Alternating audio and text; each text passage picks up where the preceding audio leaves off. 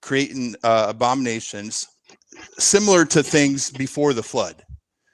So God rose up Israel from Egypt to conquer them. And when he sent Joshua and the other spies into the land, they said, we're like grasshoppers in their midst. Now, there's another guy, Trey Smith. I don't know if you guys have heard of him. He has a show where he talks about the skulls of some of these Canaanite tribes that have real vampiric look to them, and these mummified heads and stuff like that they've uncovered. And do you remember where cultures were taping like boards to their kids' heads so that they get like a elongated look? Wasn't that the Egyptians? I think so. A few different cultures have done it. Yeah. So the reason why was because their masters were from this human angel hybrid race, okay, and they were very evil, steeped into all kinds of stuff. A lot of the satanic ideas that they get are by going back to these other cultures and learning what they were about and stuff. So anyway, these were the people that Israel was sent to conquer in that area, and the reason why they had to kill the women and children was because they were cutting off that actually human hybrid. Okay, right. that's well, that. I get all that, the modern speculative mythology that people have associated with it, but just getting back to a doctrinal aspect, when your book states very firmly that your methodology for warfare, like what the reasoning behind it was, what the actual logic was behind it, but the fact that as a culture and a nation early into the formation of Judaism, their mentality was, when we go to war with somebody, everything in that area gets scorched earth. Like that wasn't the first time and the only time they've had that standing rule where they go in scorched earth because God said so. Hold on, there's some additional information.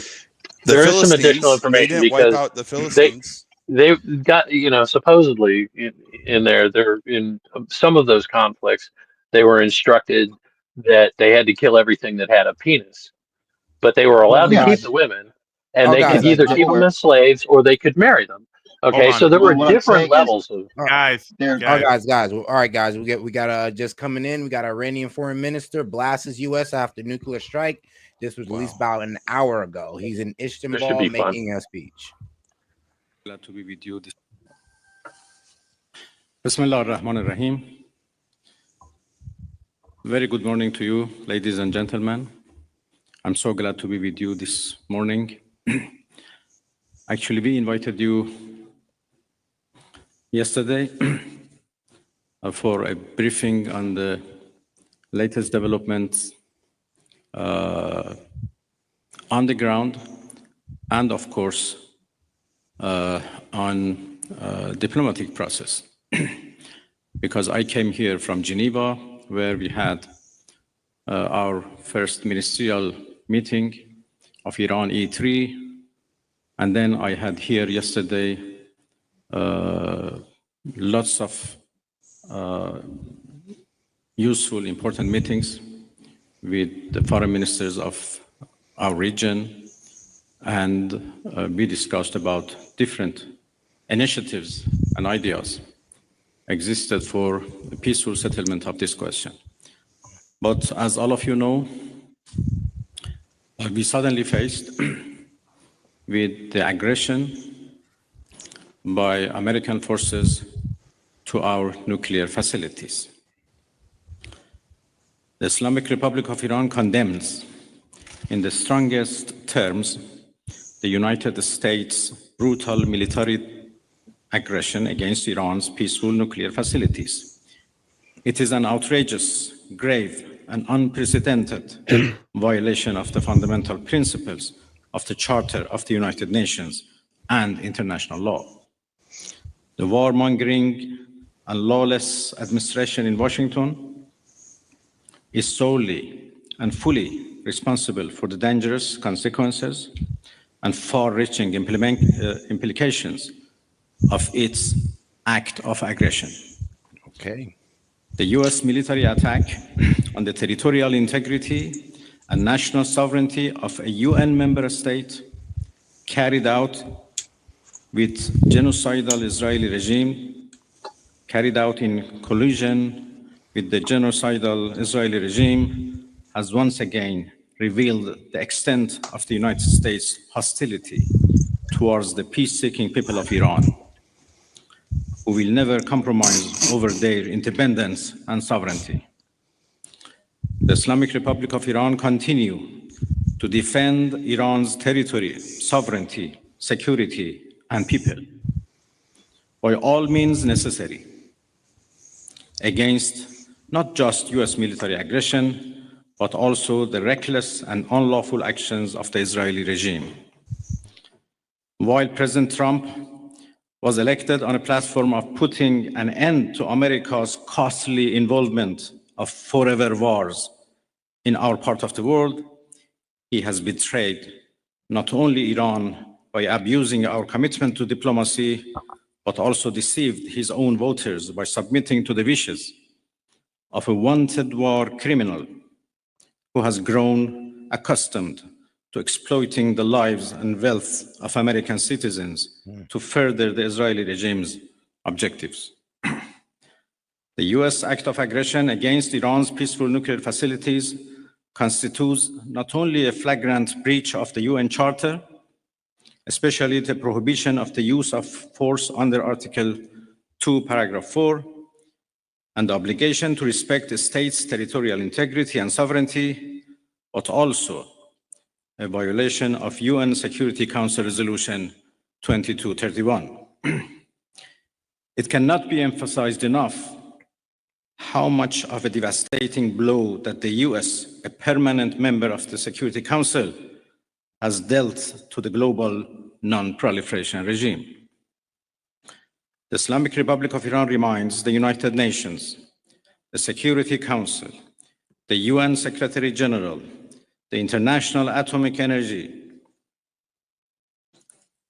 Agency, and other relevant international bodies of their duty and responsibility to take urgent and decisive action in response to this breach of international law. Silence in the face of such blatant aggression will plunge the world into an unprecedented level of danger and chaos.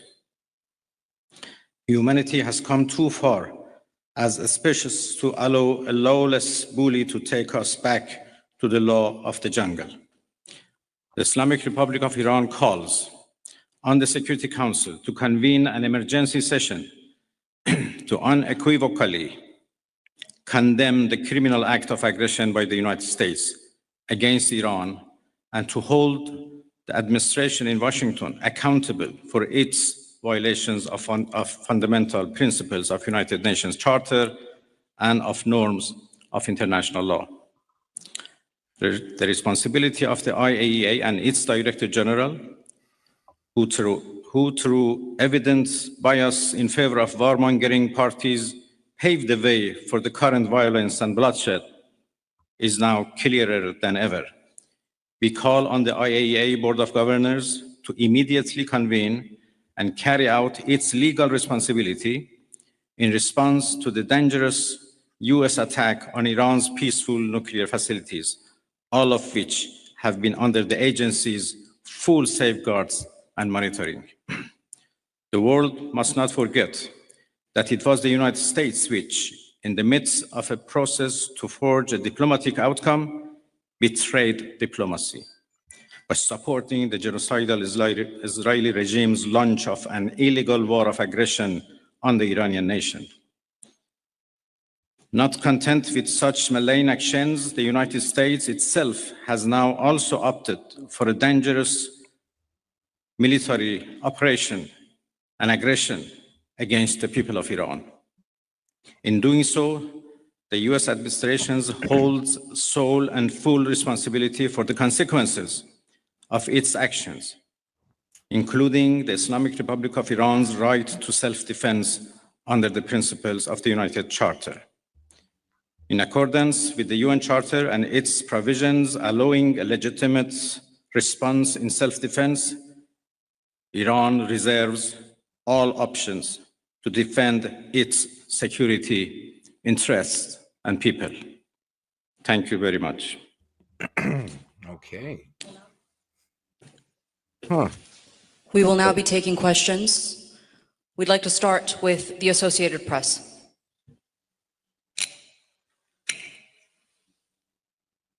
Okay.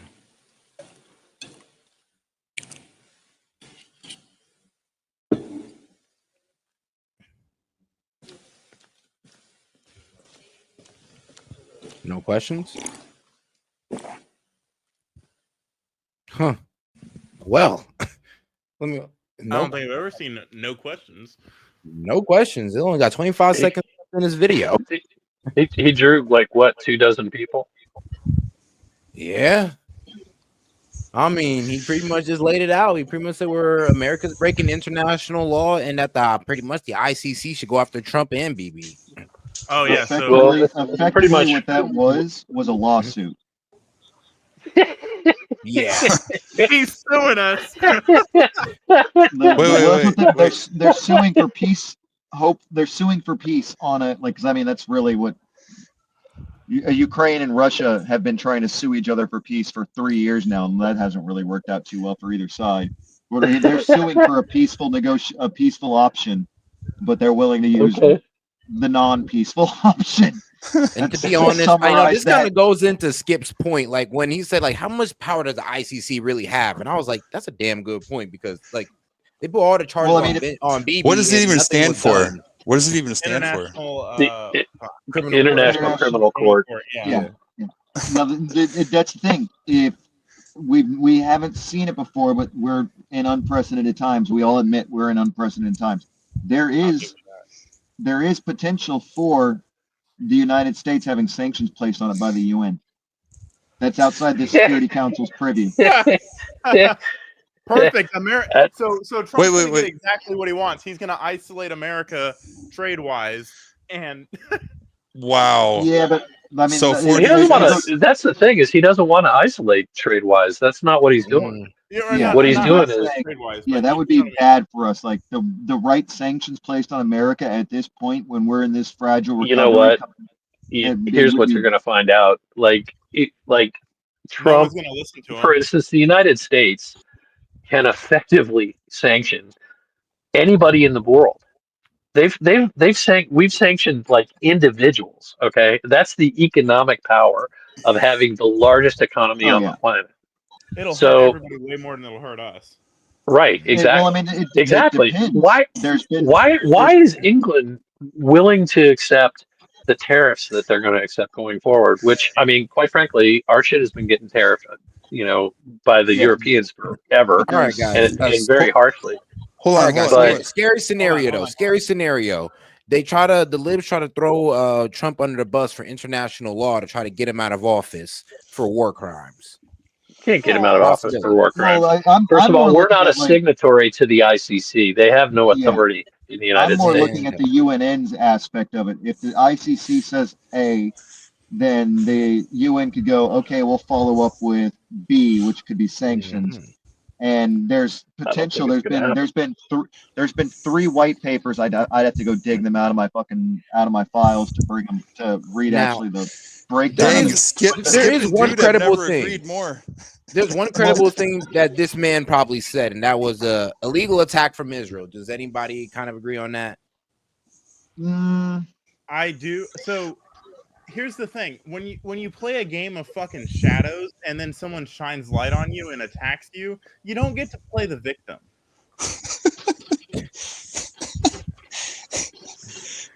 Well, I'll say this. Come on, like He this does guy have a genuinely good point when he says that it was an illegal attack from Israel. I will give him that point.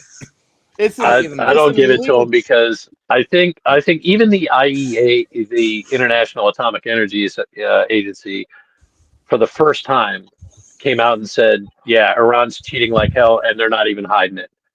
That report came out like the day before they Yeah, got clobbered, but and I But think cheating with what? But like they're making the nukes. centrifuges, yeah, they Oh, were okay. So they were very they crossing the were working line really multiple hard. times. Yeah, they were trying hard to get but to get more getting concentrated. getting back to the legal side of it, I like there are white papers that have been circulating that if if they're to be taken seriously, there's one that was out of Switzerland. There was a couple out of can't remember which of the Nordic states, but there is talks within Europe right now about breaking and decentralizing off of the US dollar and establishing a new centralized world bank out of the IMF. And if the IMF no, if the IMF tomorrow said we no longer accept the dollar, we only accept this, the dollar crashes into its own asshole. Like that's just the way it is. If the IMF decides the dollar no longer is accepted, it's the same thing as when we hit Russia with the SWIFT shutdowns. Like they weren't No, allowed. They it's weren't. not.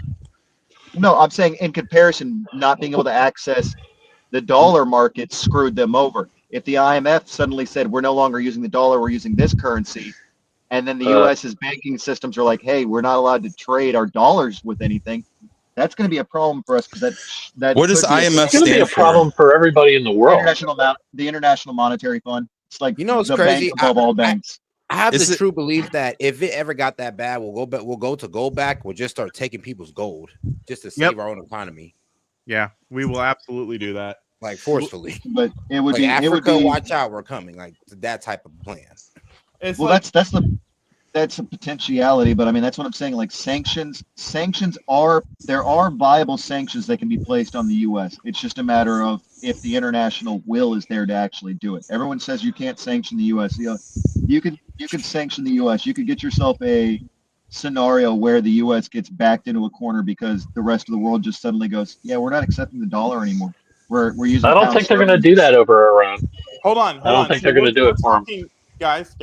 We're talking purely monetarily. We also forget we have the biggest fucking navy in the world that Yeah. protects everybody. But you got to pay that Navy. It goes like it's that scene from fucking Yeah, Rick and Morty. so your I'll do it for money. Well, solution, hold on. your solution is to cut down the person that's been defending the whole fucking world and let the whole world plunge into chaos. No one's gonna sign on to that. Well, I mean, Yeah. Well, hold there's on, there. hold on. Couldn't we sell weapons? We can do what I Iran's mean- done. I mean, couldn't we sell Well, I wouldn't say battleships sanctions have never been effective. They've always been we useless already did tools. that? But I'm saying we could be sanctioned, and it would cause problems for our economy. And our economy is pretty Sanctions fragile have right worked now. really well against. They were working very well against Iran, and then the sanctions were dropped, and we saw the end result of that, which was I that they mean, took their money and they funded groups like Hamas. And I mean, I could mean, this That's be why I our say when you ticket play a out of shadow game, you don't get to be the victim. If you play a shadow game sanctions with against a terrorists, small nation. I'll correct myself. Sanctions against a small nation with very small reach and not a lot of and a trade mono capacity. economy. hold on, guest You dude. know, Hold on. It could this be our out of the Federal Reserve? Ooh, Could this Hold be on. I our don't know. official I honestly like come that's what I'm on, saying is unified America, no more Federal there are Reserve? white papers circulating of the IMF negotiating whether or not they're going to stay on the dollar. There are white yeah. papers Well, circulating. you know what? There's also like the BRICS have been trying to maybe push. They still they got to compete with They the want IMF, and what the they want to IMF move to the decides. Chinese currency. Well, the Chinese want Yeah, to move to the Chinese currency. yeah, because they've been So there's devaluing their there currency forever. which and brings us into the argument of we are quite literally in the early stages of the new medieval period, where now instead of a global currency, we're going to start seeing fractured currencies again, which are going to have to be backed by something because you're going to need something to back them. I disagree. You know what? I think that sensationalism is overdone these days. Well, I mean, this is not the end I of the wouldn't. fucking world. No, I And wouldn't call that sensationalism. I white think we're papers just. written by people who are like fantasizing about how to, punish Trump and things like that, because TDS is a real thing. Yeah. I That's agree so with that's Skip. that's I the do that's think the they're other over that's the other secret sensationalizing the war. sauce I to mean, not this. the war, but the conflict. I Sounds feel like like a Letitia Trump's James kind of lawsuit to me. But what I'm saying is that is the secret sauce to this whole problem right now. Is any other president did this, if Bush had done this, if Obama had done this, if Biden had done this, they'd have gotten off on it. That IMF wouldn't do shit. The ICC wouldn't give two shits. The UN would be like, ha, Security Council, what? We're not calling anything. But there is a lot of disdain for Trump as a person, enough so that I Whatever. could see that swaying decision making. I agree with you. Guess, dude, You- I think you are right, and I think that this all the opportunists would jump on it, but Yeah. we got the most guns. Yeah. We got the most bombs. We got the Do you most. want to be Iran? I don't know. I'm just thinking about this and how they're going to try to add this to the protest list of no war criminal for president. I'm like, oh Lord. Yeah. All right, to the question of we have the most guns and the most weapons and stuff like that. Yes, we do have a pretty sizable and very effective Our military in civilian certain population aspects. has more weapons than all the armies put together. We have But like I'm talking 48% I'm of all talking the just like weapons in the world. military, our military, like we have our 11 aircraft carrier groups. We have the capacity with the C-17 wings to be able to move troops rapidly around the world. Man, those And Titan 2s are pretty impressive too. I'm just saying. I'm just saying. like we've got means and capacity, but though that comes at a certain cost to us that has to be balanced out by the world has to see us as the world police. Otherwise, we're just the country that has a big ass military that if the rest of the world suddenly stops seeing us as the world police and starts seeing us as the bully on the street, they have enough of a military that if they put them together, like No. Europe alone, No. if So you they're look going to jump us? The world versus America. That's not The gonna happen world either. versus America. No, I'm not saying that. I'm saying they have enough to be like, hey, just because you have the big, like the argument of like, could they replace the U.S. Navy? Well, right now, technically, the European Union, the British Navy, and the Turkish Navy, if you combined them, is the With same diesel size. boats, with diesel boats that need to be refueled in our island chains, mind you, we have nuclear fucking boats that can go out for sea, and their only limiting factor is how much grub they fucking need. Yeah, France's Navy's nuclear. One ship. We'll sink that one first. But I'm not talking about them going to war. I'm talking Yeah, about could they replace us? Could they replace us as the security force?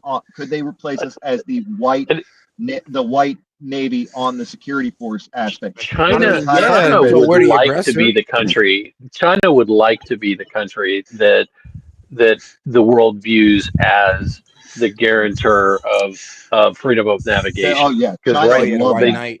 All right, hold on. they go ahead. Yeah, so would China rather have Russia for land or the U.S. for land? I think they'd rather have Neither. Russia. Neither. I feel like it'd be Oh, US. you're already No, seeing the cracks they need between land Russia and bad. China They again. need land Yeah. bad. Too many people. No, the evidence is pretty solid now that they've been lying about their population and they got hit by COVID and they're on lockdowns a lot harder than they thought. And there's good evidence they're probably sitting at closer to 400 to 500 million people in that country. Not Oh, and the the tariffs, So the they tariffs have just 100 like million almost more than we finished do. them. That's it. There's good evidence, pretty solid, backed up evidence, and there's talks that there might be an actual They already put down one military coup a month ago. There's talks that the situation's gotten so dire in Beijing that they've pretty much walled the city off at this point. Yeah, so they're not going to be the fucking world superpower. So let's No, they're not. They took the idea of paper tiger and went full literal with It it. went full retard. Like they fucked up so hard because they look, the evidence points to this, and I'll give you the math breakdown. India and China had matched populations in 92. Okay, roughly about the same population in 92. The birth rate in India since 1992 has been 2.3 babies to every Indian. China's has been 0.8 to every. Yeah. Yeah. Wow. Their population is decreasing. Somehow their population is And they aborted a 100 lot of million girls. higher than India's population now. When the math Yeah, just supposedly. don't check out. Wow. They've been, and it's a systematic problem of like the big piece of evidence that points it out is if you look at vaccine records, which are mandatory for all children, I think they have to be like 8 months or older. All children between 8 months and 18 years have to be vaccinated. If you look at their vaccine records and then you compare it to their student population, there is a student population 3 to 5 times larger than their vaccinated population, despite the fact kids don't start going to school till they're 6 and they get out at 8, which means there's a smaller age population there. Yet it's 5 times larger than their vaccine pool in a country that mandates vaccines.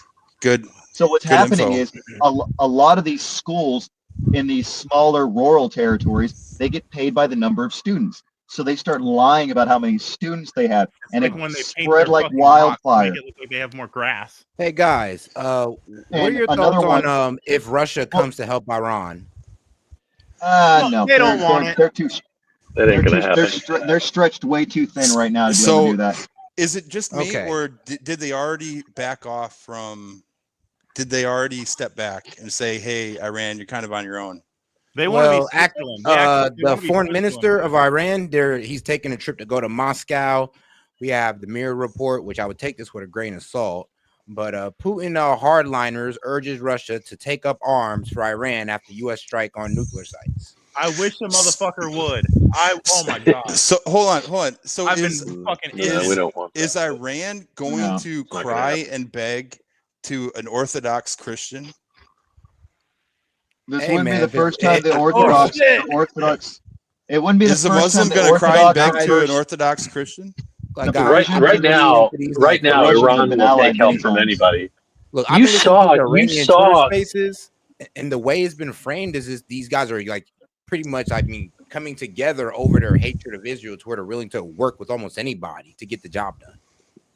So, yeah, and that's coming from like Iranian people in Twitter spaces just trying to speak out against the Israel or whatever. The U.S. Navy just needs to fire up their 3D printers and we can deal with Russia real quick. And the reason I say take that with a grain of salt is because I mean I ain't gonna lie, those are some real Jew haters. Like I'll be quite honest with you. So I do take what they say with a grain of salt until I see things pop up on media. I've worked with Iranians who were very opposed to the Islamic Republic. They were working for the United States government, had very high clearances. And they weren't, I wouldn't call them royalists. They didn't support bringing back the Shah, but they wanted a democratic form of government and essentially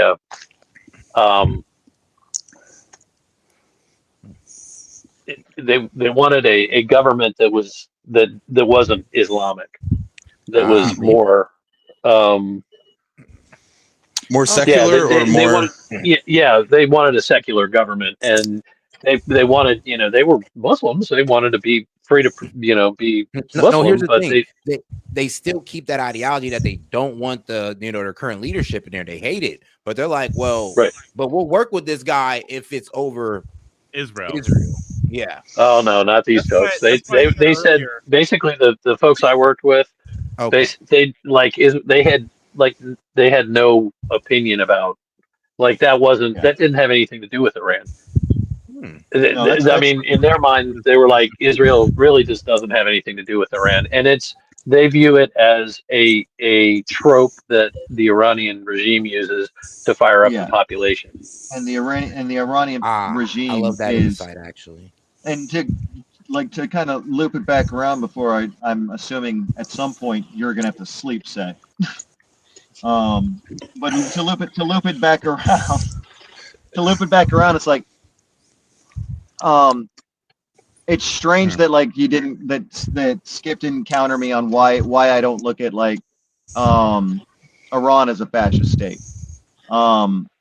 Because for Iran it's more arguably, you know, it does meet a lot of the qualifiers, but it's more of a theocratic state. And what we Wait, deal are with you in telling a lot on of these, yourself?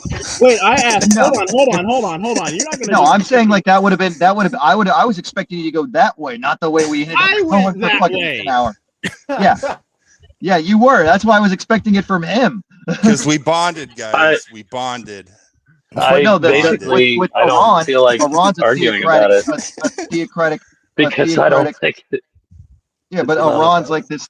Iran's a theocratic state, and because it's so theocratic and so centralized, yeah, you're gonna find like probably I'd wager a guess 80% of the Iranian people, both foreign and in their own country, don't want what's going this on. when I brought it up. You said Israel is the only fascist state in the world.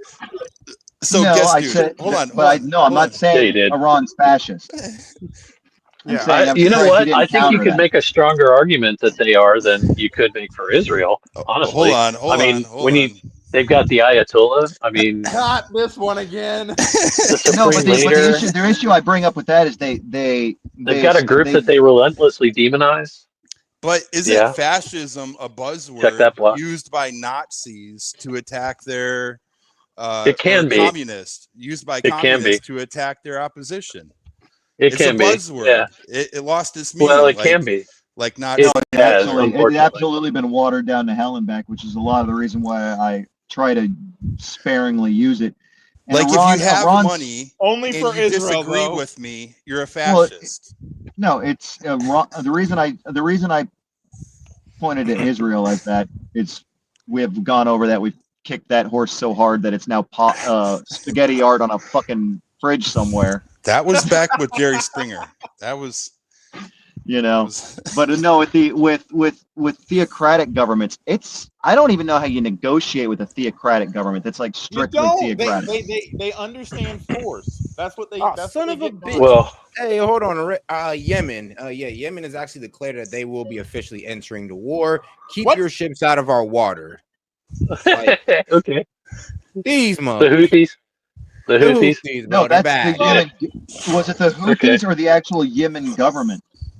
No, the actual Yemen government, like a whole video axes out, but I try to I played it and it's in their language, like completely, and no subtitles or anything. So if it's the actual Yemenese government, yeah, we're seeing the hot war between Saudi Arabia and Iran go, like the Cold War between them go hot. Like that's what we're in the middle of right now. Oh, it's been hot. The Houthis have been fighting the Saudis in the desert. I know, but I mean, for the years. actual government of Yemen to declare would be a shift up. Like for the actual government. So the Iran and the Houthis are getting together against us. No, they were already together against us. Like the Houthis aren't the Yemenese government. They're a separate entity. I want to hear it. All right. I don't know why. Are you sure this isn't Houthis? Let's see. Yemen. That looks like it's straight out of the movie The Dictator. Are we sure this is Yemen's Houthi rebel? Oh, God.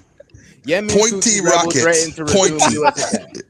Oh, bro, so it is the Houthis. So it is the Houthis. Okay. Yes. So it's not the actual Yemenese government. Okay. Okay. Yes. It's in Sani, Yemen. They don't want the smoke. Yes, the Houthi military spokesman, literally their guy. He'll probably be dead. Let's hear what this guy got to say. Bro, in the event of American involvement in the attack, أمريكي مساند للعدو الإسرائيلي ضد إيران في إطار الهدف نفسه الرامي لتمكين العدو الإسرائيلي من السيطرة على المنطقة كلها وهذا ما لا يمكن السكوت عنه. Yeah, I'm about to go lie. Okay, you guys see the subtitles? Yeah, we see him. All right, fantastic. Because I'm not even gonna lie, it's hard to read it because his accent keeps making me laugh. So I'm sorry, I apologize.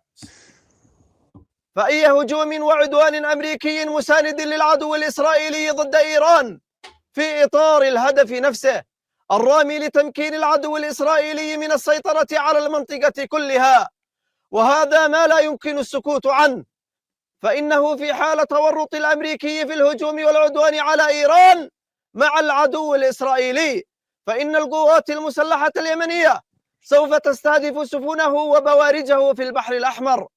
إن القوات المسلحة تتابع وترصد كافة التحركات في المنطقة، منها التحركات المعادية ضد بلدنا، وإنها بعون الله ستتخذ ما يلزم من إجراءات مشروعة للدفاع عن بلدنا العزيز وشعبه الأبي. Okay. Didn't they shoot at us and miss by like 100 miles? Didn't we just got done with these guys? Bro, yes, they did. They missed. Yep. They missed by 100 miles. They missed by a whole country. But I mean, hey, that's just how these. I mean, that's how they feeling right now. They pretty much saying that they're gonna shut down. States here are 300 miles. Good Lord. 300 miles wide. I'm talking about little tiny island countries. Oh, okay, all right. I mean, missing by 100 miles is pretty significant. You can't minimize it too much. I mean, so remember earlier when you were telling me that Iran is basically the little toddler? That is the little toddler. That's true. Iran is like a petulant teenager. It's like, except they're old. They're really old. What they are is they're like a cranky old fuck out on his porch, waving his cane. You get off my lawn, you kids. I mean, it did sound like mommy. You know, so funny. Well, at least it's fair now. He knows 2-on-2. Right? Yeah, there you go. No. It's not the same. It isn't. We still have overwhelming power, but I mean, you know, two countries. It's fair now. I don't feel as bad no more. We're not just steamrolling Iran, so because the Houthis are involved now. Right.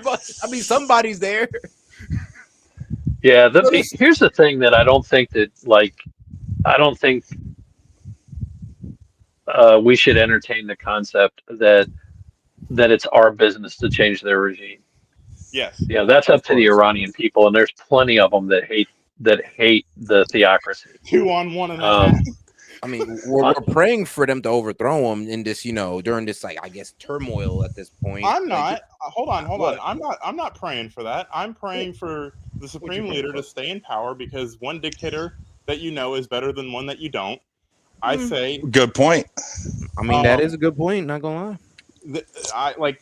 If we've learned any fucking lesson with our fucking wars with Israel, it's you don't get rid of dictators. You let them stay. If he comes and signs a peace deal, this is what I'm hoping for. I'm hoping for him to be overwhelmed and stay in power and sign a peace deal. But I think we're giving. Isn't that what we did with the Shah? Except we kind of helped him stay in power. It's like you can't be in power no more. It backfired. I think we're doing that to him. Oh, go ahead, Skip. Yeah, well, I mean, tolerating dictators, isn't that what we did with the Shah? Except we kind of helped him.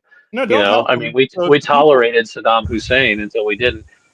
And we didn't have anything to do with starting the Syrian civil war. That was, I think that the Arab Spring was a lot of people seeing like Saddam Hussein fall, and he wasn't the only guy in the Middle East that was a harsh dictator, and some of the Arab Spring actually worked out for some positive changes made in some countries like Algeria, but it also backfired big time on Syria because they weren't able to do it, and the factions that were involved, but I think there was a conversation that didn't get completed earlier because somebody asked about the French involvement, and there was some good information about that, but I mean, a lot of those countries like Syria and Iraq are essentially artificial constructs between the British and the French. The Sykes-Picot Agreement, they divvied everything up.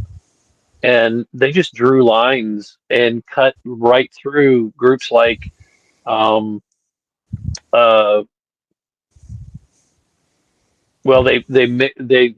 they would surround groups of like Sunnis and Shia and lump them all together and call that a country. And they didn't get along with each other. The Kurds, the Kurds are they're in Iraq, they're in Syria, they're in Turkey has problems with them. Iran has problems with every place they are. The country that they're supposedly citizens of hate them, the Kurds, but they don't have their own country, and it's all because of these lines that were drawn after World War II. I think it was World War One, wasn't it? That created some of these countries and just didn't like arbitrary boundaries, and that has contributed a great deal to.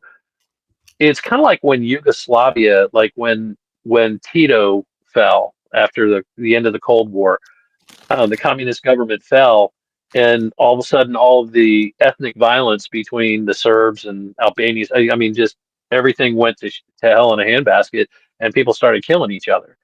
That you kind of see some of that in the Mideast as well. I say just let the Ottoman Empire just form back up.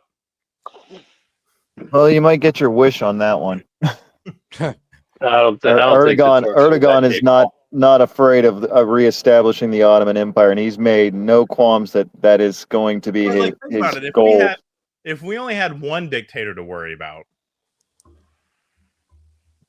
I mean, and then right now they're building up a sizable navy. They're rebuilding their military. They're funding that private military contract force that it's on.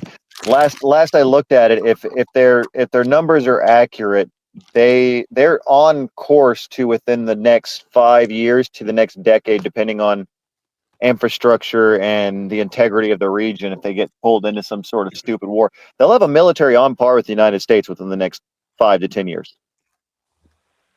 Turkey?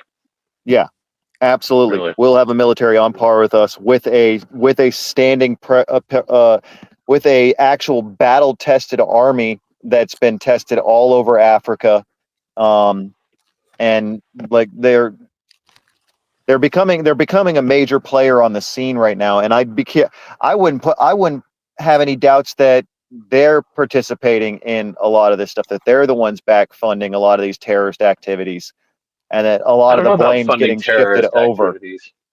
I do think that Turkey's asserting itself more in its own neighborhood.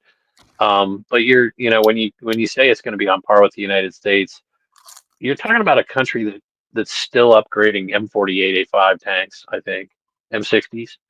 Yeah, well, I don't. I mean, I'm talking sheer not that manpower. They're not capable. I actually trained some of them in Afghanistan. Some of the Turks.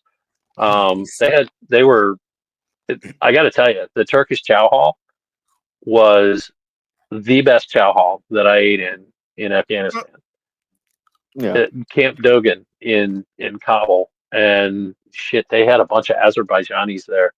They had Mongolians in Kabul, man. Like Kabul was the place to be if you wanted to see weird uniforms. Living in Camp Dogan, like the Turks had hard shelters, right? And I mean, the room they put me up in had it was an honest to God bed with like a big thick comforter. I mean, I slept like a baby. It was like the best mattress I slept in that country ever. Yeah, and beats the it was NATO in a hookup. Turkish camp. Oh man, it was awesome. But they were, I mean, they were very professional.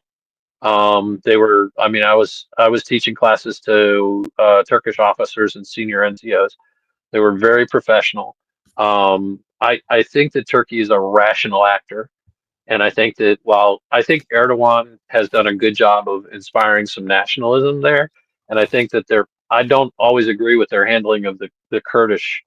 Oh yeah, I think they're pretty heavy-handed, and I think that's typically a mistake. But when you look at the neighborhood they're in, you look at how the Russians do counterinsurgency. They're just fucking brutal, right? Yeah. So, I mean, the Turks have fought the Russians a whole bunch of times, and they've actually, I mean, Turkey is the whole reason that Afghanistan was ever a thing for the British.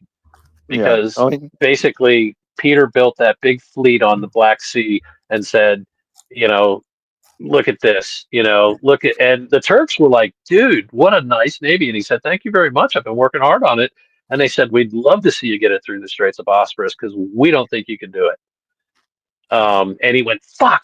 And he looked around and he was like, well, hey, look, there's a big deep water port down there in a place called Karachi. The Afghan kings, because at that time, Karachi was actually part of Afghanistan. And yeah, so the Russians saw a big deep water port and started trying to make nice with the Afghans. And the British sent a contingent to Kabul and told the king, we don't want you talking to the Russians. And the king told them to go fuck themselves. Upon which time they said, well, we're going to come back and whip your ass. And he said, have at it. Well, they did. And so they, they kind of shifted the power there a little ways, and then the Afghans stood back up to them in like the late 1870s, and that time the British really kicked their ass. Everybody says, well, that was the graveyard of empires. No, it fucking was not. It was the speed bump of history. Everybody who was anybody conquered the Afghans. The Persians did it. The fucking Kublai Khan did it. Genghis Khan did it. Alexander the Great did it. Timur the Lame did it. Pretty much everybody. Everybody. And here's the thing. I think the concept of the graveyard of empires thing comes from anyone who gets rolled up into Afghanistan within a generation faces an existential collapse because of the costs of dealing with Afghanistan. No. Here's where it came from. Okay, there was a book written by a guy named Seth Jones. I've met Seth Jones. I've talked with Seth Jones. He is the smartest man he ever met. Okay. Hold on, guys. I'm sorry to interrupt your story, Skip, but we do got something from the supreme leader of Iran. Excellent. Let's hear from the old man. Hey, look, it's fucking Muslim Santa Claus. بسم الله الرحمن الرحیم. به ملت عظیم و شأن ایران سلام عرض میکنم. مطلب اولی که مایلم عرض بکنم تمجید از رفتار ملت عزیزمون در این قضیه است که اخیراً دشمنان برای کشور پیش برد. ملت ایران نشان داد که هم متین، هم شجاع، هم وقت شناس این حرکت عظیمی که مردم در روز جشن قدیر نشان دادن به دنیا. حرکت عظیمی بود. اجتماعات مردم، راهپیمایی‌های مردم در همین چند روز در نماز جمعه ها، حضورشون بعد از نماز، راهپیماییشون، همه اینها نشان دهنده رشد ملت ایران و قوام عقلانیت و معنویت همراه با شجاعت و وقت شناسی در ملت عزیزمون هست. خدا رو شکر میکنم که به حمدالله این ملت مؤمن رو در این حد از توانایی ها و امکانات معنوی و مادی قرار داد. من لازم میدونم همینجا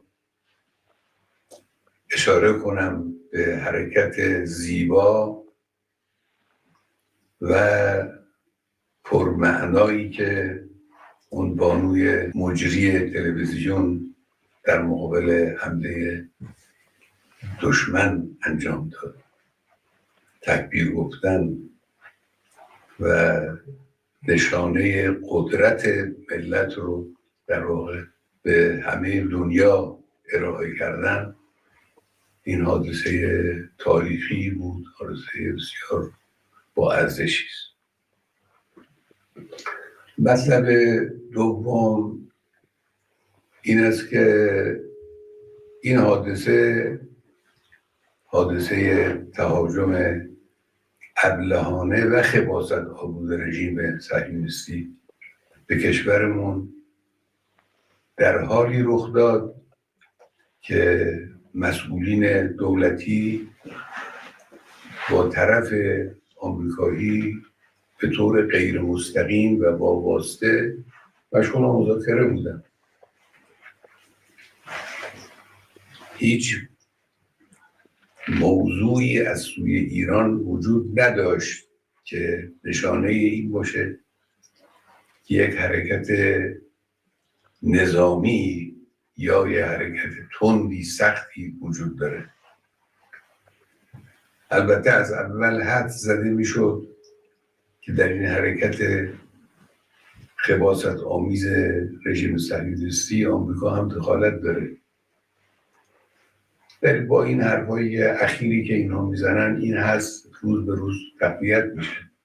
ملت ایران در مقابل جنگ تحمیلی محکم میسته، همچنانی که تا حالا ایستاده.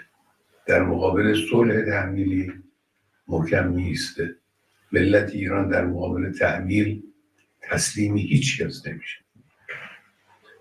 این معانی رو من انتظار دارم که صاحبان فکر Oh, and just now coming in too, he's also named 3 of his successors already, and have replaced most of the high officials that Israel took out. Not all, but most. I mean, the man's already willing to die. I mean, he's already getting ready to head out the door if he's already naming successors. صاحبان بیان و قلم بخصوص مرتبطین با افکار عمومی جهانیان این مفاهیم رو بیان کنن، تبیین کنن، برای مخاطبین روشن کنن. اجازه ندن که دشمن با تبلیغات فریبکارانه خودش حقیقت رو دگرگون جلوه بده.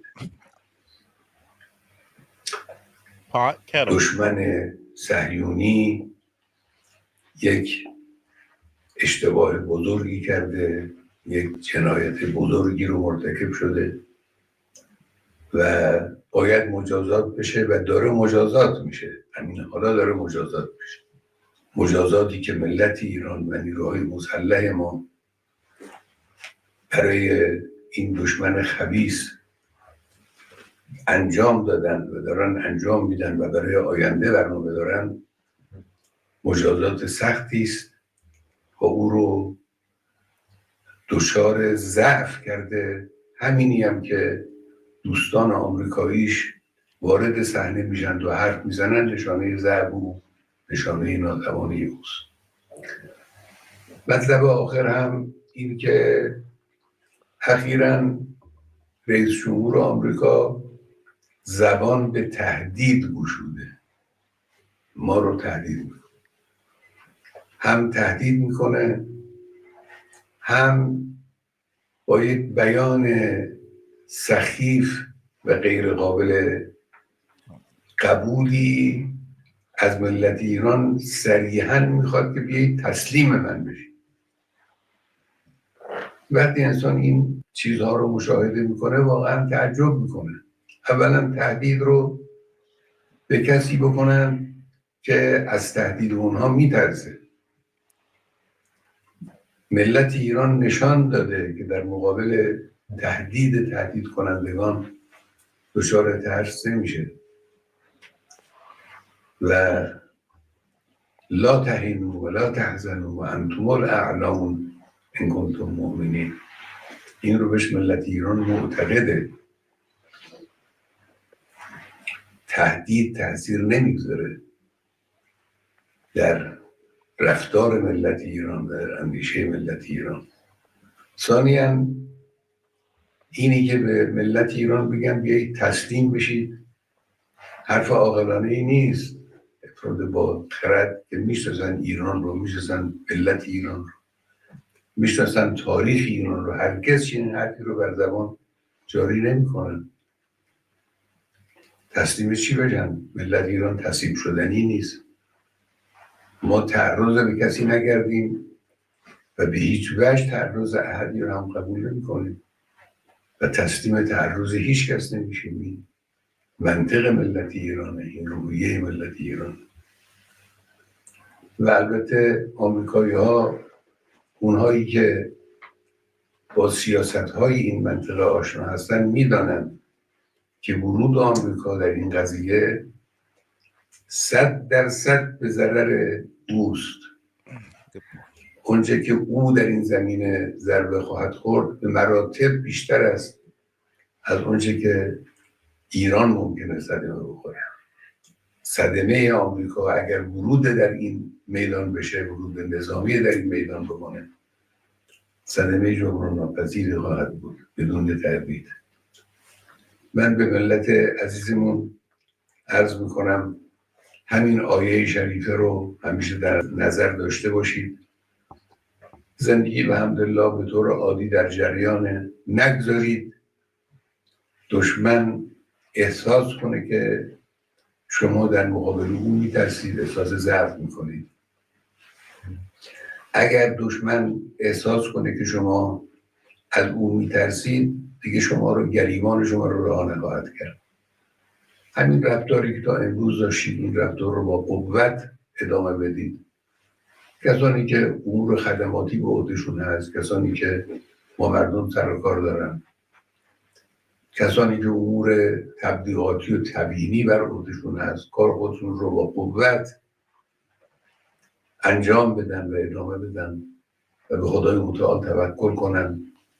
و من نصر الله من عند الله العزیز الحکیم، به خدای متعال ملت ایران رو و حقیقت رو و حق رو به طور قطع و یقین پیروز خواهد کرد انشاءالله. و السلام علیکم و رحمت الله و برکاته.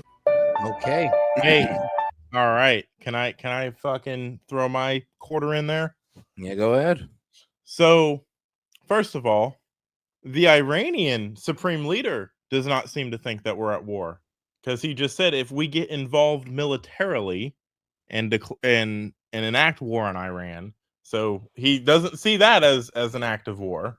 He just sees that as us aligning with the Zionist state.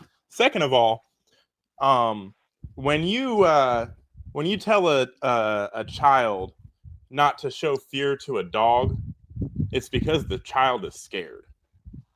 Just saying. That's why you say that. Oh, they can sense fear. They won't let you go. I would say to push back on that. I would say, if somebody made threats to America would be like, F that country as well, and we show support. I mean, we wouldn't really call us scared. So he is telling his people, don't be scared. That's the first thing you say when you feel that your people are scared and may revolt against you. I don't think that was filmed after the attack. Oh, no. true. It was before. Yeah, it was definitely before. It was before the attack. Okay. Yeah, that was probably days before. There was a lot of calm in that. If they just released that, because they finally translated it. Because if it came out after the attack, because here's something that happened in Afghanistan. All right, and this is how ISIS-K was born. Actually, ISIS Khorasan they were actually Taliban who split off from the group because Mullah Omar, the guy who started the Taliban, who had been in Afghanistan and who's supposedly issuing orders, had been dead for 3 years, and the Taliban in Afghanistan did not know about it. They were literally issuing orders and fatwas and shit in his name, and he was dead for 3 years. And because the Pakistanis were actually, the ISI was actually controlling the Taliban. Depending on which part of the Taliban you're talking about. You had the political wing that was hiding out in Qatar. You had the military wing that was being controlled by the Pakis, and then you had he was in Pakistan. The third and wing. When he died, they didn't tell the Taliban in Afghanistan he was dead. They just kept sending shit out in his name. It was a shit show, man. Being there for 3 years straight. They auto-pinned his ass. It does. There was a 3-year contract there. His ass. So it's not unheard of in that part of the world for a leader to be dead. They don't tell the people about it. So it is possible, but I hope not, because if there's a regime change in Iran, I really want it to be because the Iranian people want it and they're doing it. Yeah. And this would maybe be an opportune moment to do that, because the biggest threat to the people there is actually the Islamic Republican Guard, not the Iranian army. And there's a very clear division between those two. Yeah. And the Besiege, who are kind of like the Islamic Republican Guard militia. They're like paramilitary, parapolice. and they live in the neighborhood. So essentially, kind of like the setup Quasi they have. meets private This is what military I believe company. would that be Iran, that these Iranian spokesmen are talking. This is the problem. So apparently, U.S. equals Zionist equals Israeli control, which means they don't even think we're acting on our own like volition at this point. It's pretty much Well, this, that's their story, and they're sticking to it. That's their story, and they're sticking to it. But it wasn't about Israel when the Ayatollah Khomeini was having people chant "Death to America" in 1982. It wasn't about Israel then. Okay, it's that right now. They're making it about Israel because they got to have that enemy, that external enemy, because they're cut off because they're assholes. Okay, and nobody likes them, and they keep trying to destabilize because there is this underground war that's been going on, which I think is like the Muslim Reformation, and it didn't even start right now. It's been actually happening for a couple of 100 years. But okay, Skip. So why do you think they say "Death to America" in your personal opinion? Well, they originally said it because we were shoring up the Shah, and I mean he was an American client state. And that was basically due to our fear of this, the Soviet Union post World War II. Oh, but really the reason that Mossadegh got kicked out was not because he was pro-Soviet. There's no real indication that he was very pro-Soviet. However, here's what he did do: he nationalized. Aramco was the Arab American oil company, and there was also a British. He seized all of the oil infrastructure and said, okay, it's not a 50-50 deal anymore. We're just taking all of it. And yeah, people didn't like that. So we, the British, the French, we all contributed to basically driving Mossadegh out of office. And then basically the Shah consolidated his power, and he was kind of a dictator. And it got muddy real fast. And the thing that was kind of pre-Shah establishment was there was a lot of question whether or not, because the Ba'athist movement was already starting to solidify in Iraq and Syria. It was starting to take its first real steps as a movement, and it was starting to spread through the Arab world. And Iran, not being Arab, we were worried about a Persian variant of Baathism popping up. The Shah didn't trust the Baathists either. Say again? The Shah didn't trust the Baath. He didn't like the Baathists either. Oh yeah, but that's because it was Arab. It was Arab versus Persian. The Baathists were an Arab nationalist movement. I mean, the previous there was a previous dynasty, a king that basically his line died out, and for the Shah, they're not like. It was an army officer who basically took over and then declared himself Shah. But the big worry about his son is the one who got overthrown. The big worry about the fact that they started nationalizing the oil and doing stuff like that was there was a worry that we'd already started seeing the birth of the Ba'athist movement and this Arab nationalist movement that was socialist in nature and really starting to take root in the Arab world, and we didn't want the same thing in the Persian world. The last thing we wanted was two separate third-party, not communist, pop-up Arab Persian things. So we're like, no, we're going to nip this in the bud early because we couldn't deal with Persia and Iraq the same way because it had already kind of solidified and metastasized. We had to nip it in the butt early.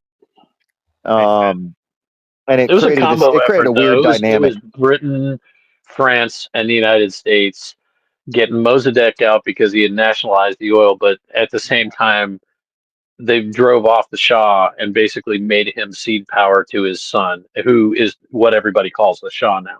So the original Shah actually went into exile, and his son replaced him. His son was pretty young at the time, and he was anti-Ba'athist, and he fit all those requirements. It was weird, and it was the perfect situation of like, oh, we don't have to worry about a Persian nationalism spreading, because if that had happened, there's a good chance that the Persian nationalism could have gotten because there was already the tensions going on between Pakistan and India because of the way the Raj had fallen after World War II from the British Empire, and how all the Kashmir situation was breaking down. Afghanistan was a quagmire waiting to happen for anyone who stepped into it in the 20th or 21st century. We're like, we do not need a Persian nationalism forming. Well, see, here's the thing, okay, is that Afghanistan was pretty neutral, except for one thing, is that when they lost, because again, if we go back, I want to close that loop, by the way, about where that phrase, the graveyard of empires, came from. Yeah. It was the title of Seth Jones's book. And here's the thing, if you read the book, it actually doesn't make that argument, really. Oh, yeah. It's just a catchy name for the fucking book.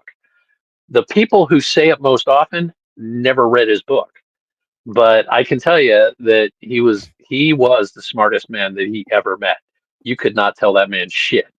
He knew everything. So, it was a book written by a blowhard who gave it a catchy title. Yeah. It was probably factually correct, I guess, but as far as like the title itself, really didn't reflect the contents of the book, but it was catchy. Some flaws. There's some flaws to it, but I mean, that's anyone who goes outside of academia and publishes a book. They tend to inflate their arguments a bit. He worked for Rand. He wrote that book for Rand. Okay, yeah. or while he was working for Rand. Yeah. But yeah, he viewed himself as being a pretty serious academic. And I think he was. I mean, the book's a solid book, but it's like the argument that I've always seen as the counter argument to it. It's like, no, empires don't go to there to die, but they do tend to run aground of after they go there, because of how much blood and treasure spent there. Empires tend to contract over time anyway. I mean, just historically they do. And Afghanistan just happens to be the unlucky country that is the place they go to at the time. Well, that they it's in the way. It's in the way.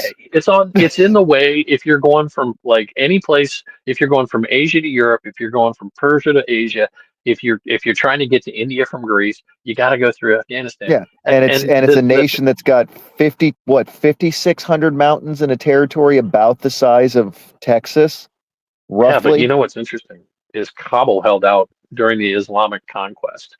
Kabul held out for 8 years. Well, I mean, that city's gorgeous. The fact they carved most of the city up into the side of the mountain the way they did. Against three nuclear facilities in Iran: Fordo, Natanz, and Esfahan, in order to destroy. Is his mic busted, or am I just hearing it weird? Iran's nuclear program, and as the chairman of the Joint Chiefs will demonstrate, it was an incredible and overwhelming success. This morning. Last night, success. Hey, Set, your mic is The order muted. we received from our commander-in-chief All right, was sorry, I thought that was focused, us. it was powerful, and it was clear. We devastated the Iranian nuclear program. But it's worth noting the operation did not target Iranian troops or the Iranian people.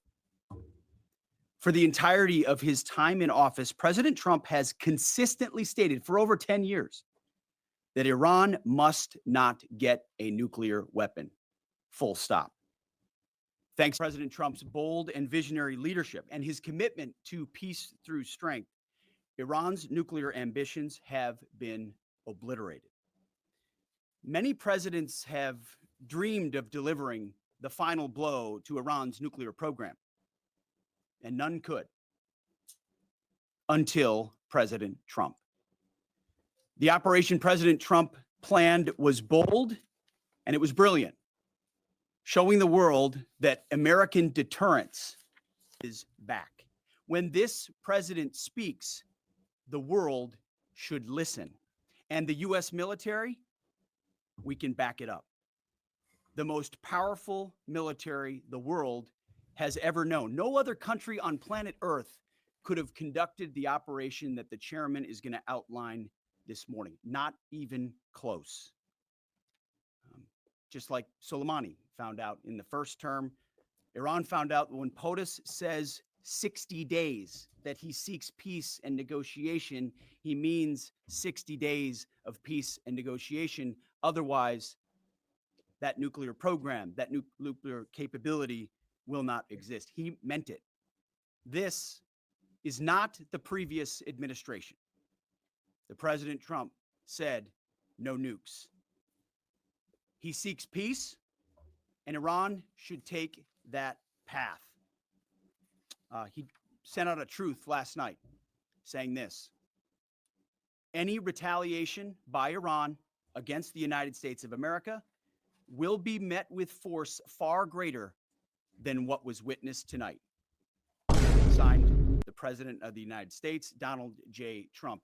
Iran would be smart to heed those words. He's said it before, and he means it.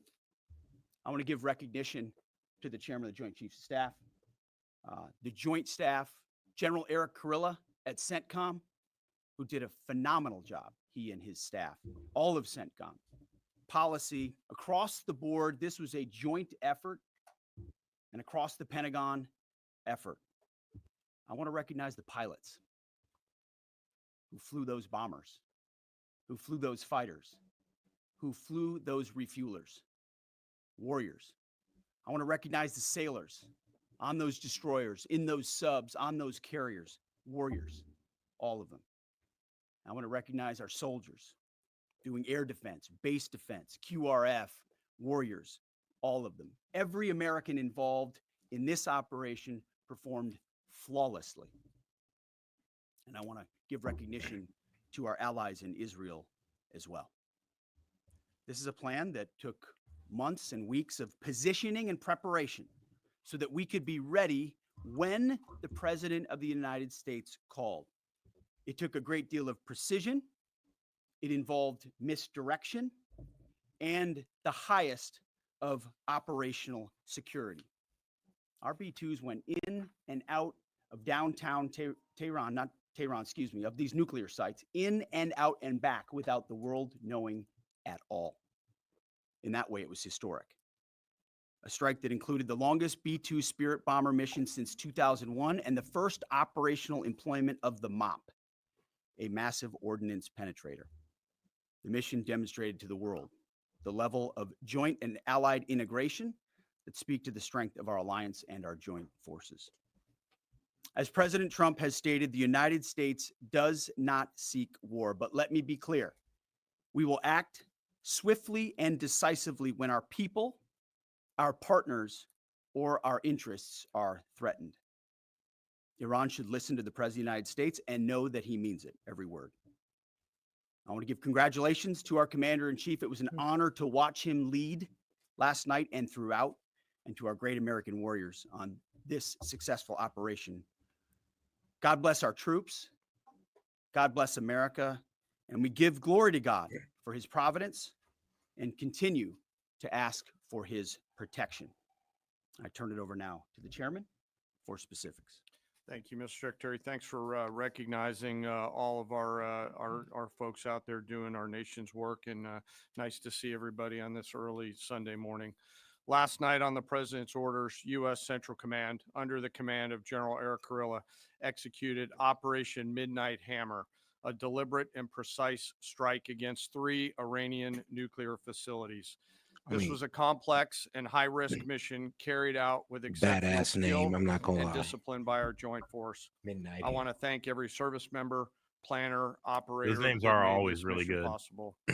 Their actions reflect the highest standards of the United States Armed Forces.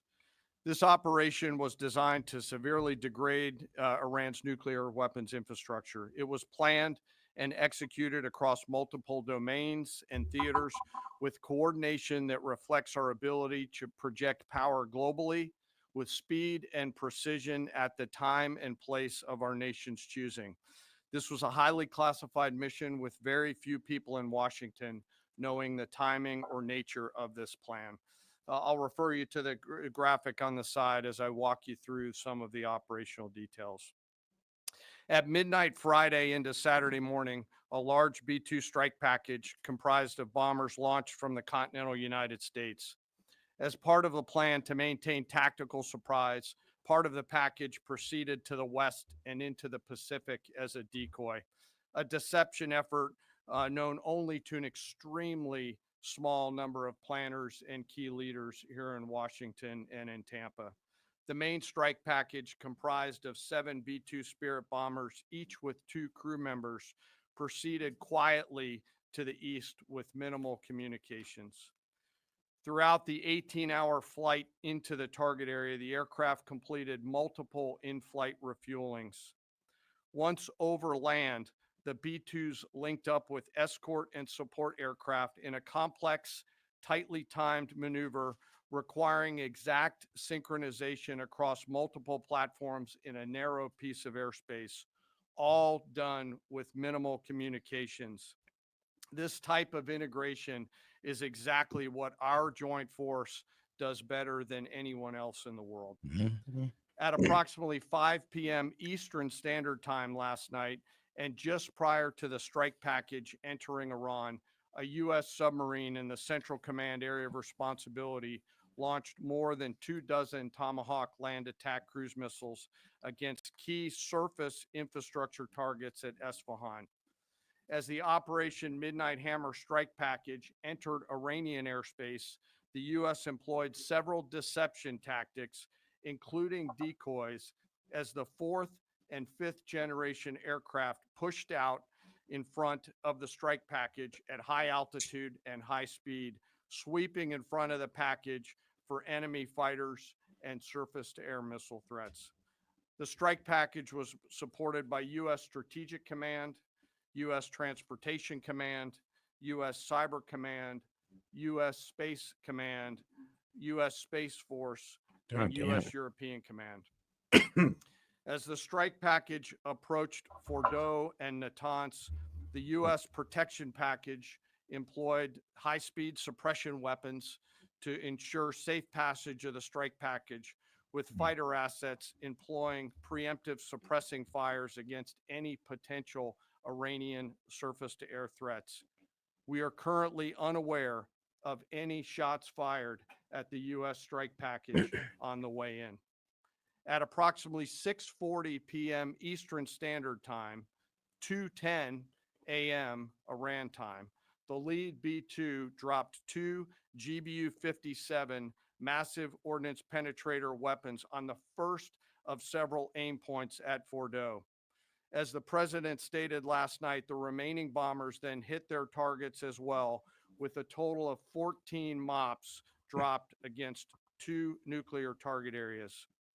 All 3 Iranian nuclear infrastructure targets were struck between 6:40 p.m. and 7:05 p.m.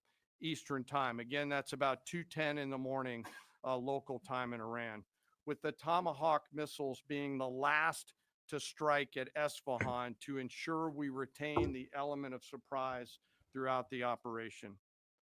Following weapons release, the Midnight Hammer strike package exited Iranian airspace and the package began its return home. We are unaware of any shots fired at the package on the way out. Iran's fighters did not fly, and it appears that Iran's surface-to-air missile systems did not see us. Throughout the mission, we retained the element of surprise. In total, U.S. forces employed approximately 75 precision-guided weapons during this operation. This included, as the president stated last night, 14 30,000-pound GBU-57 massive ordnance penetrators, marking the first ever operational use of this weapon. I know that battle damage is of great interest. Final battle damage will take some time, but initial battle damage assessments indicate that all 3 sites sustained extremely severe damage and destruction. More than 125 U.S. aircraft participated in this mission, including B-2 stealth bombers, multiple flights of 4th and 5th generation fighters, dozens and dozens of air refueling tankers, a guided missile submarine, and a full array of intelligence, surveillance, and reconnaissance aircraft, as well as hundreds of maintenance and operational professionals. As the secretary said, this was the largest B-2 operational strike in U.S. history and the second longest B-2 mission ever flown, exceeded only by those in the days following 9/11. Well prior to the strike, General Kurilla elevated force protection measures across the region, especially in Iraq, Syria, and the Gulf.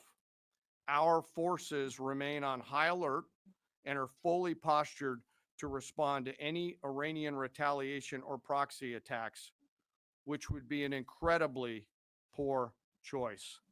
We will defend ourselves. The safety of our service members and civilians remains our highest priority. This mission demonstrates the unmatched reach, coordination, and capability of the United States military. In just a matter of weeks, this went from strategic planning to global execution. This operation underscores the unmatched capabilities and global reach of the United States military.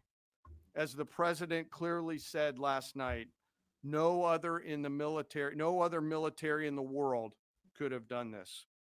I join the president and the secretary in being incredibly proud of the air crews, naval forces, cyber operators, planners, and support teams and commanders who made this mission possible.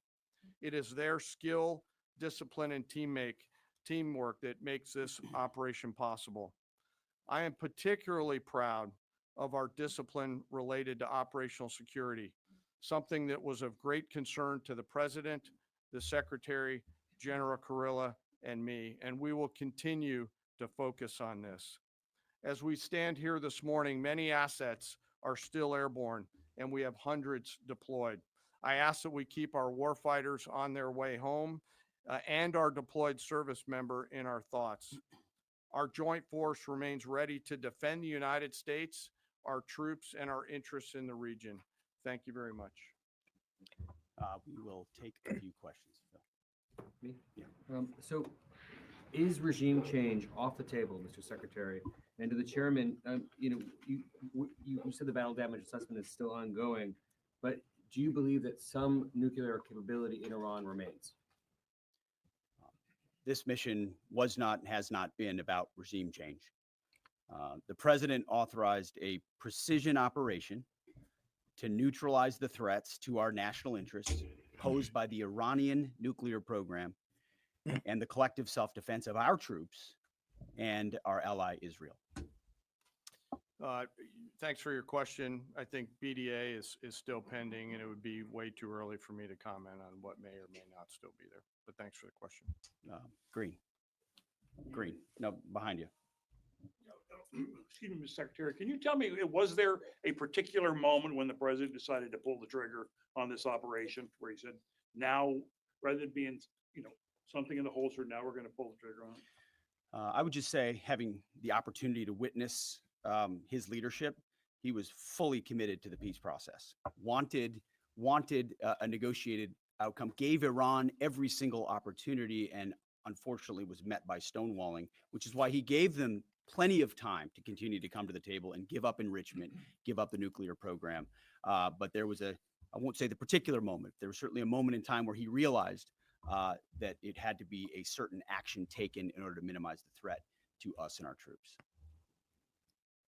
Yeah.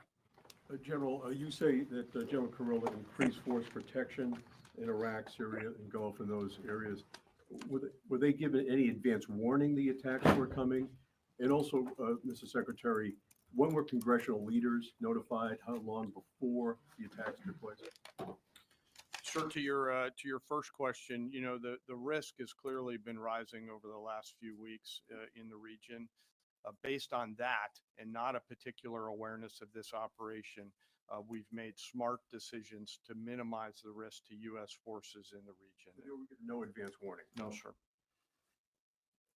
Congressional, they were notified after the planes were safely out.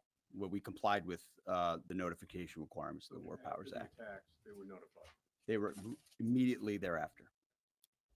Yes. Thank you, Secretary. Two questions. Do you believe you completely destroyed Iranian nuclear program? And how about Iranian ballistic missiles? Your ally Israel always saying that is biggest threat. And second question is very important. what will be your next step if Iran or militias under Iranian influence on the region attack U.S. interests or allies in the region? And you can chime in on this too, Mr. Chairman.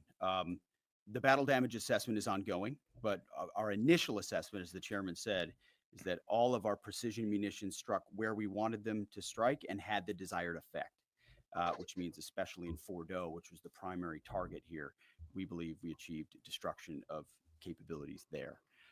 Ultimately, wherever it may be, whether it's in Iraq or Syria or bases in the Gulf, as the president said, it would be, as the chairman said, it would be a very bad idea for Iran or its proxies to attempt to attack American forces. Yes.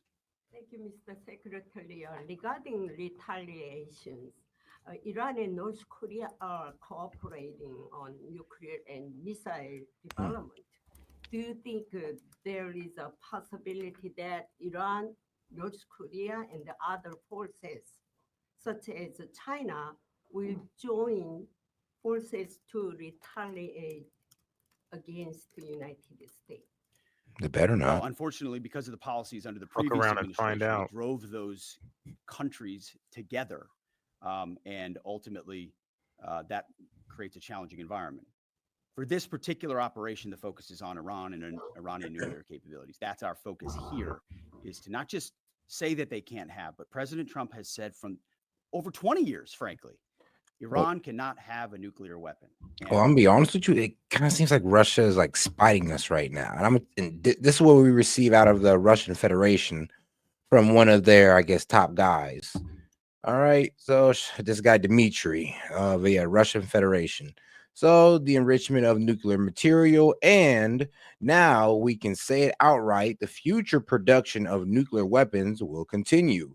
3, a number of countries are ready to directly support Iran with their own nuclear weapons. And I'm just like, why would you say this? It's like, that's what I'm saying. Like, maybe we underplayed the relevance of Iran to Russia, or am I wrong? Maybe we underplayed. I just want to point something out. Yeah. Dmitry Medvedev, he was the prime minister when Putin was president back in the early parts of this century. Like and then Putin couldn't run again. But Medvedev, this guy Dmitry Medvedev, he ran and got elected president, and Putin became his prime minister, and then they transferred all kinds of powers to the prime minister's office, and then they worked to get the constitution changed so that Putin could run again. Also, Medvedev was the guy. You remember Obama's hot mic moment? Yeah. Okay. Medvedev was the guy he was talking to. Oh. He said, tell Putin, Vlad, he said, tell Vladimir, this is my last election. I just, kind of need him to chill out. And once I'm elected, I'll have a lot more leeway. Because I think the Russians told him that they were going to fuck around in Ukraine or something. And there was some other shit going on. But yeah, 2 years later in 2014, because he didn't take, he got swore back in January of 2013. A year later, Russia seized Ukraine or Crimea and started fucking around in the Donbass. Ukraine joining NATO was never a question. It's against the NATO charter to allow somebody to join NATO when they've got an active conflict going on within their country, and the Donbass has been going on since 2014. So they were never going to be allowed into NATO as long as that shit was going on. So all that crap, and Putin knows that. He's read the NATO charter. He knows what it says. Wait, technically, that was just a lame ass excuse. That's pretty much why he did the whole Crimea. Turkey let in I'm while sorry, they I were couldn't having understand active that. conflicts with the Kurds, though?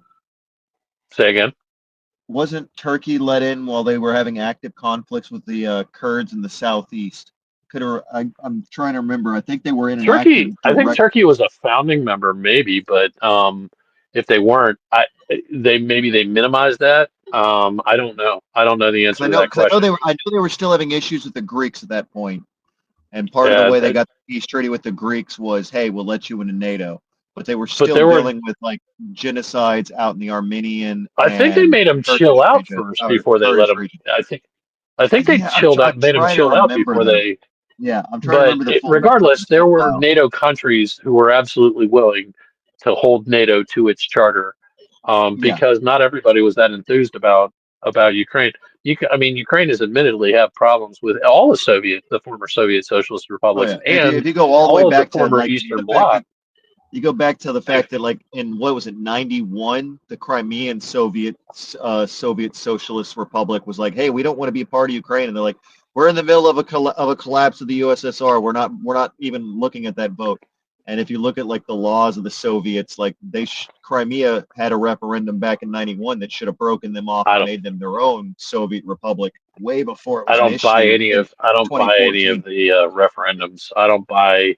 I mean, No, this was Russia has. internal. This was internal underneath Soviet. Like back when the Soviets were still in power, the Crimeans were like, Yeah, "Hey, we're our own yeah. people. We're not Ukrainian. Can we have our own Soviet republic?" And the Soviet high command up in the Kremlin were like, "Are you paying attention to what's going on? There's not gonna be a Soviet republic in like 6 weeks." So they were like, we're not playing these games. We're in the middle of like trying to fire sell everything right now.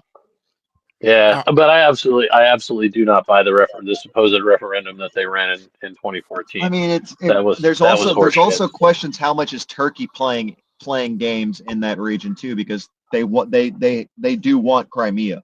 The Turks do state very simply they want Crimea. They've stated it since I think the late 80s, early 90s, but they were never willing to go up against the Soviet Union for it. So how much of the referendum could have been influenced by Turkey? And like Ukraine's a fucking quagmire and Crimea is a fuck show waiting to happen, and it was always eventually gonna happen because of the way Crimea is. I think Ukraine has been. I mean, up till the Russian invasion, Ukraine was actually improving a great deal because they were being forced to address, because if they were to ever have any hope of Oh yeah, joining NATO, the IMF and the EU and everyone are basically coming in being like, you got to fix all of this. But I mean, it really did start with the fact that we did execute a color revolution. All right, time on this. We gotta get back to Hegseth. And ultimately decided this is the moment. Oh no, you're good. Stonewall. Great conversation. Direct military action had to be taken to prevent that from happening. Yes.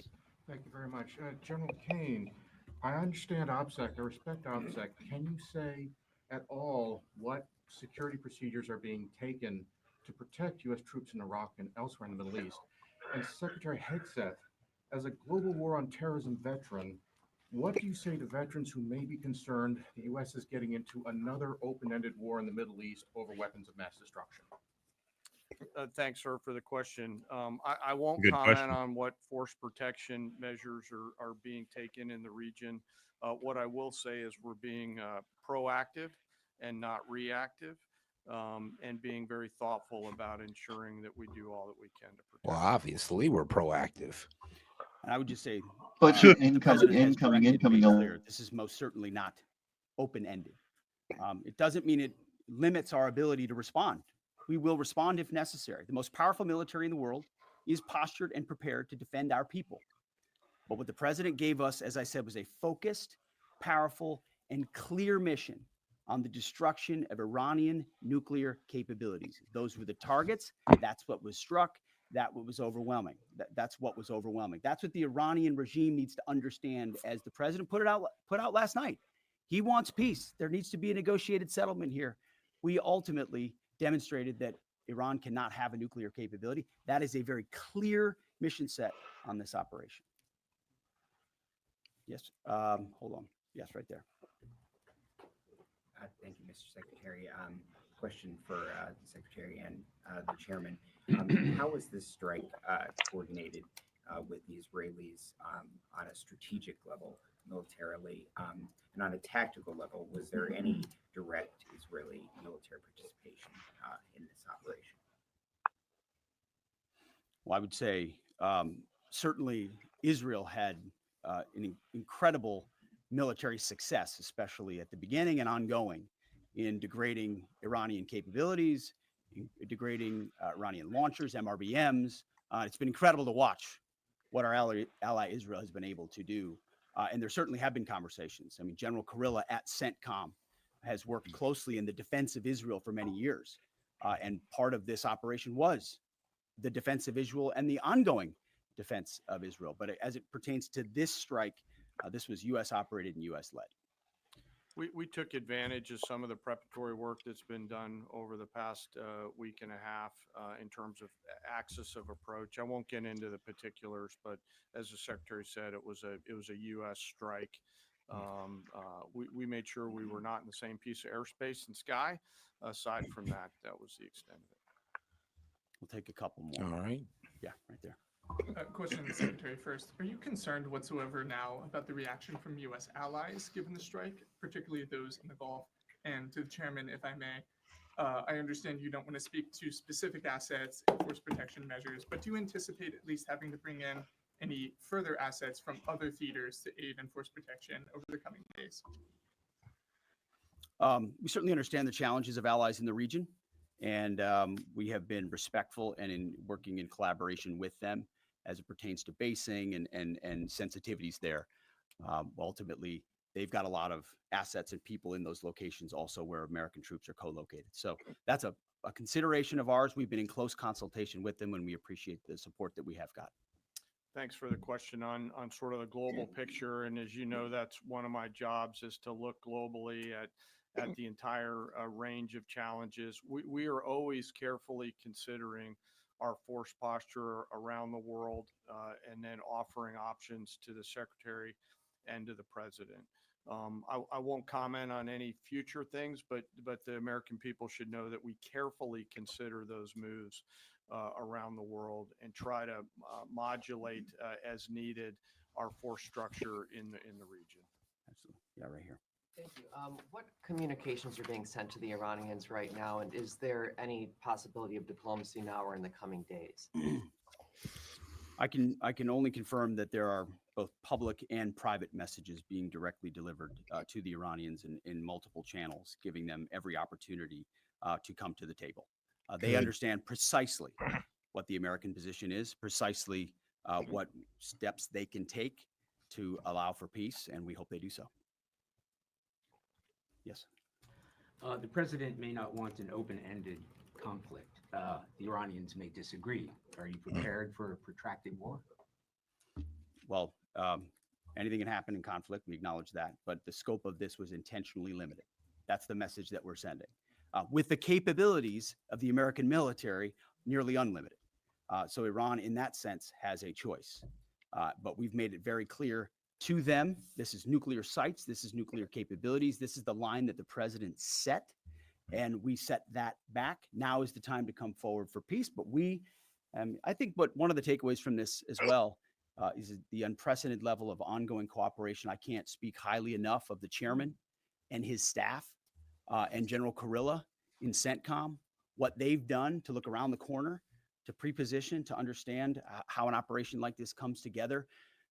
The scope and scale of what occurred last night would take the breath away of almost any American if you had an opportunity to watch it in real time. And I think Tehran is certainly calculating the reality that planes flew from the middle of America and Missouri overnight, completely undetected over 3 of their most highly sensitive sites. And we were able to destroy nuclear capabilities.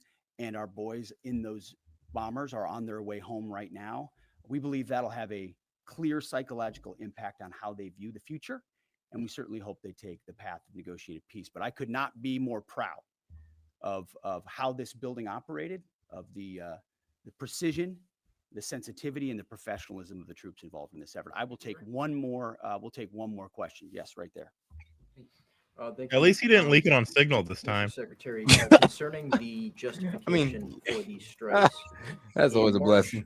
The Office of the Director of National Intelligence released their threat assessment, concluding, quote, Iran is not building a nuclear weapon, and Khamenei has not authorized the nuclear programs he suspended in 2003. unquote. So what new intelligence does the U.S. have since then that the Iranians have changed their position on nuclear weapons? And does this new intelligence come from U.S. sources and methods, or are we getting this information from other countries?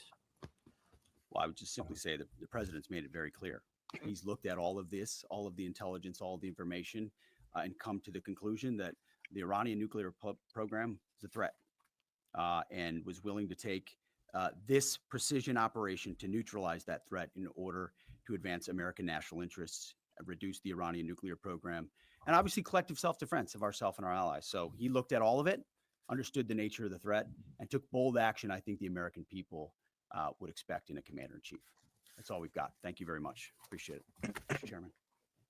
All righty. All right, See, now that guys, right there, that last question and the answer.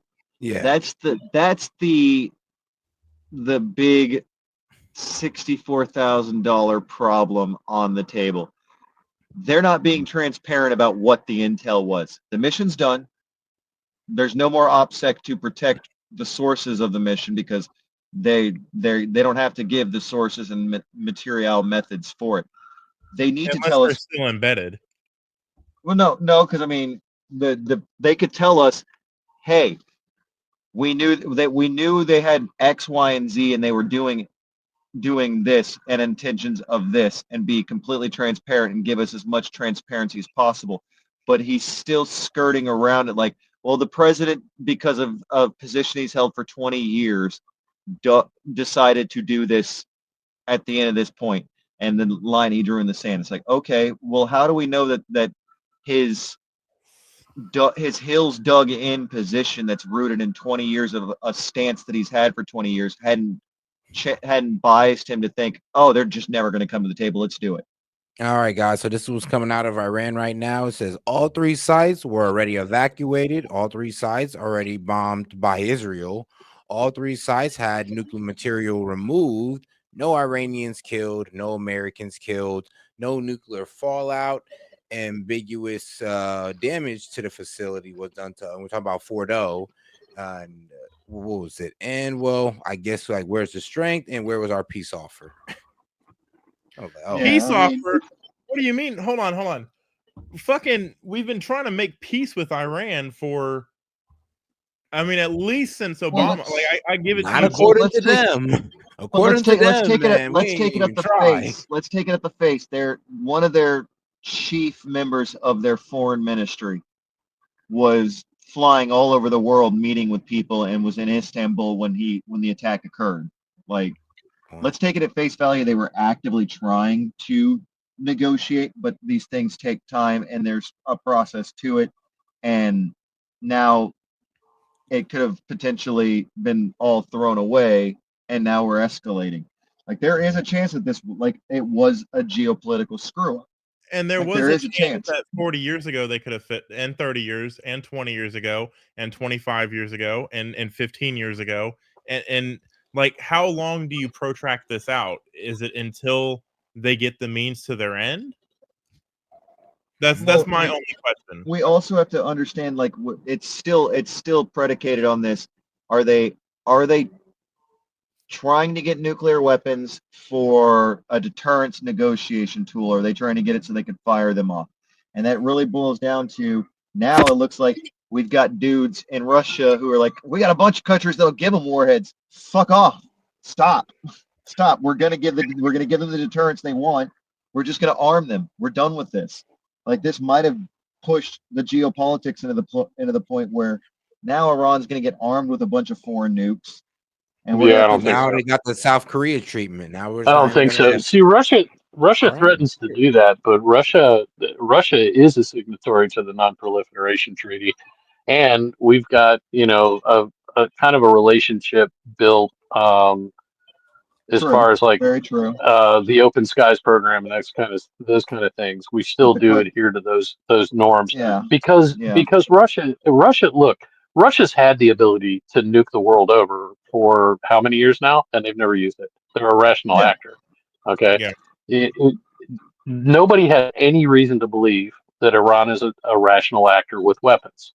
It's kind of like the crazy guy in your neighborhood, and he's been Yeah, adjudicated as being insane, and so they've taken his weapons away, and I don't have any problem with that. But the guy says, "Well, I'm going to get weapons," and the rest of the neighborhood says, "No, we're not going to let you have weapons." Okay, so Good analogy. you can't be Okay, trusted then with them. And Iran I'm gonna is turn this that. around a little bit. I'm gonna turn this around a little bit because you used the adjudicated insane and the weapons are taken away. That steps into this weird aspect of like we deal with the I can't remember the exact red flag laws in America now. We like a lot of states have them. We're dealing with the ramifications of states implementing the bullshit, right? Yeah. Where you could be adjudicated, but it's not guaranteed that the adjudication was done in good faith. No. I mean adjudicated. Like The you whole had an world has answer. You this. like you had But what I'm saying you had is, an opportunity to challenge it. Okay, so I and know, there is a but process. And I'm a libertarian, bro. I'm not a Republican. yeah, I'm a libertarian. I've never been a registered Republican, but I've Really? also never found myself able to vote for a Democrat because they're all collectivists, and I'm not a collectivist. I think collectivism is. Well, it's very wishful, and it's based on like a concept that human collective action, is super effective, and I think that's one of the problems that I have with former military officers being in public office, as executives, because they are very aware of what collective action. However, in the military, it's voluntary. Okay, now once you're in, you're held to a certain set of rules, and you can be punished if you break those rules, but it's voluntary. Okay, um, it's not compulsory. So when you start compelling collective activity, that's when you start running into um, that's where you start running into where things can become tyrannical. So, and I hate tyranny. I just can't abide well, it. So and that's how I come by my I belief get what you're system. saying with all that, but that's what I'm trying to get to is what with all the stuff Iran has said over the last, we'll say hmm 25 years, right? hmm hmm You're saying that an adjudication comes from them you're not challenging it, not going to the court, not Well, see, going in. there is no international arbiter. It's Basically, just international. You're a crazy each nation or you're nation not a has crazy to. nation. Yeah, yeah, Well, we don't they're have not a that rational mechanism. actor. Yeah, I mean, and I think that it's not an unreasonable conclusion to come to based on their actions in the past and based on their very recent actions, that they're not a rational actor, that they can't be trusted with guns. Okay. So you basically look, you guys nobody wants to fuck with them. Okay. I mean, just nobody wants to take over Iran. Nobody wants to try to govern the place, but you can't let this fucker have a gun. Okay. Because he's going to shoot people. He's already proven that, but I mean, now he wants a fucking cannon. No, you can't have a fucking cannon. Well, Wait, hold on. Has you Iran know, really nuked somebody though? But at Come the same on. time, I'm at this point, I'm playing this aspect of it. I'm playing devil's advocate because I do agree, Iran, as its current theocratic structure, does have certain inline mechanics within itself, just hardwired into itself, that they want a nuclear weapon for X, Y, and Z reasons, that they would use it if given the opportunity. But yep. the hardliners behind the scenes, the ones who keep, because a theocracy requires secular hardliners behind the scenes to keep the damn thing running. Theocracies don't tend to run very well if the entire mechanism is theocratic.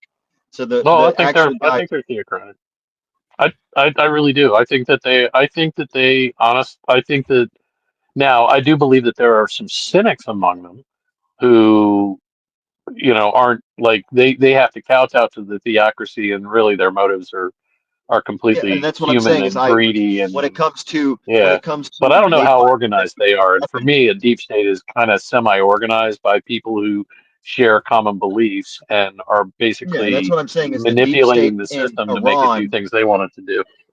All right, the guys. All deep right, hold on, state hold in on. Time, Iran. guys. Time, because we're 7 hours in. It is time to end the show. Yeah. Oh my God. I got to be at Nah, work keep in like going. 4 All right, hours. let me drop my prediction. Okay, Go here's ahead. my prediction. We will be just Iran's gonna fuck around, And basically, the response is their entire navy is going to wind up on the bottom. Yeah. No, I think that's guarantee. what's That's going why I to said happen. it. That answer of we're not like that was a nothing burger from Hegseth. I do got to say that much. He's like he should have been more upfront about it. Are we about to enter into another protracted potential forever war? He should have been like, ideally no, but maybe. No, what he said was, "Look, we did one strike. We're not like we don't have anything else that we're going to do. It depends what we do next. Depends on what they do. But are we going to Yeah. invade them? No." But He literally said, "We're we're not so of interested the in regime opinion, change." if we're so of the opinion they're the crazy guy that can't be trusted with guns, we just gave the crazy guy who can't be trusted with guns all the justification to try to level our bases in Iraq with the last Okie dokie. and I mean that's what I'm saying is like that some of Okie those are going dokie. to get through, and that's going to lead to a Probably not. protracted war. Yeah, I think they're weaker every day, and I think that basically they're gonna do something lame, It really and depends. their Al-Assad, entire navy's going to wind up on the bottom of and I every know, radar but that they have on that coast is going to go dark. yeah, They're going well, to basically Al-Assad. they're going to get rid of their freaking ability to control the Straits of Hormuz. That's what's going to happen.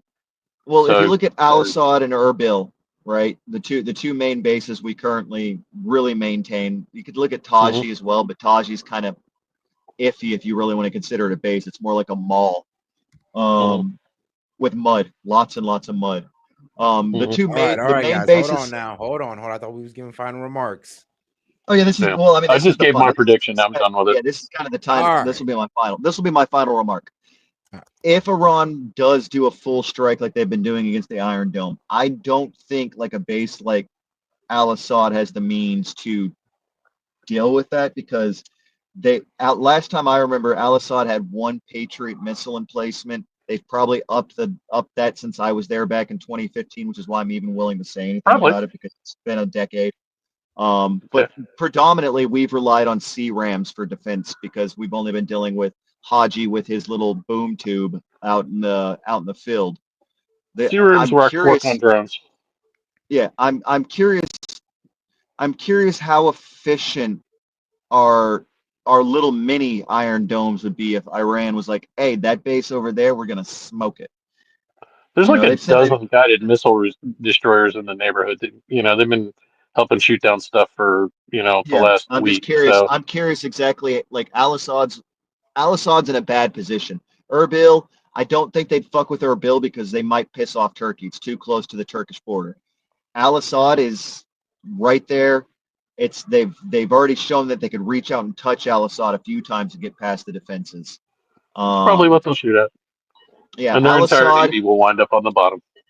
I'm my gonna have prediction. to. I wish I still had contacts there because I was at the tower there. I'm curious exactly. I guarantee the base is on blackout status right now. I think Trump will outdo Reagan. Reagan, the Iranians pissed him off at one point, did something heinous, and Reagan put half of their navy on the bottom.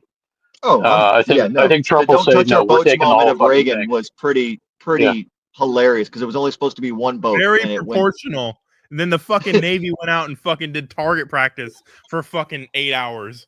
We were only supposed to sink one boat and it went so sideways so fast. I mean, want it's a good that video on easy that- though. If you guys want a good video on that, watch. What was it?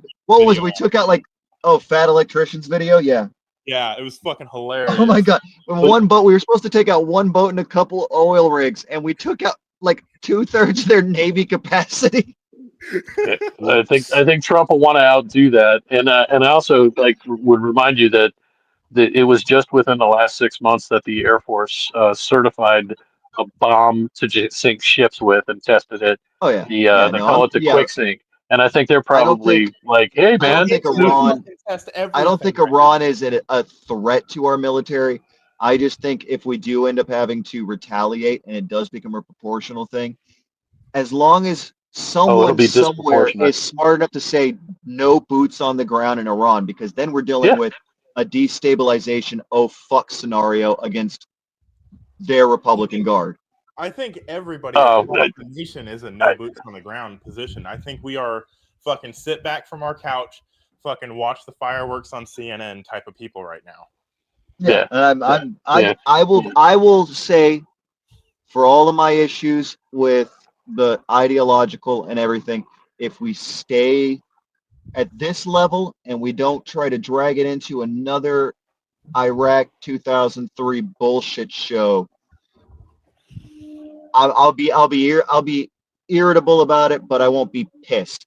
If we do another Iraq WMD scenario, oh no, that crosses the fucking line.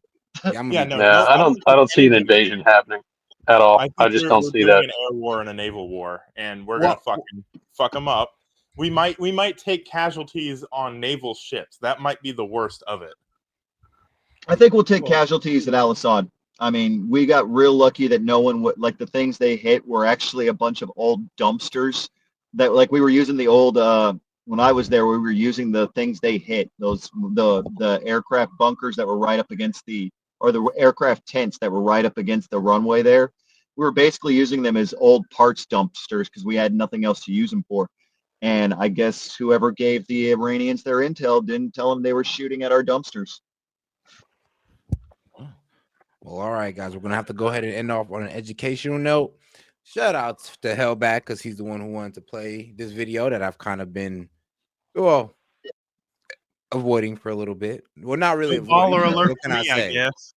Well, yeah. Oh, yeah. And hold on now. Baller alert to my man Monty. Says W set, man, appreciate it. And it's actually funny. I'm actually behind a little bit because let's see here. I know Fox Chase said you crazy mofos still going. And shout out Monty. I looked at the says clock. press F to pay respect.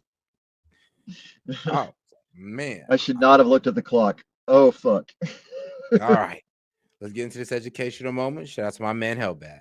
Plant will put you in the hospital. I'm dying. This is the Gimpy plant, a piece of foliage native to the land down under. And surprising no one, not only is the thing venomous, it is in fact the most painful plant on the planet. Because of course, man, even the fucking leaves down here have a problem with me. Growing in the rainforests of northern Queensland, these hell bushes are covered in tiny hairs that upon closer inspection aren't hairs at all and are actually thousands of hypodermic needles waiting to stab you and break off inside your skin if you so much as brush them. Once inside you, these needles will inject you with, I am not kidding, neurotoxin and cause absolutely excruciating pain. I mean, like comedic levels of pain.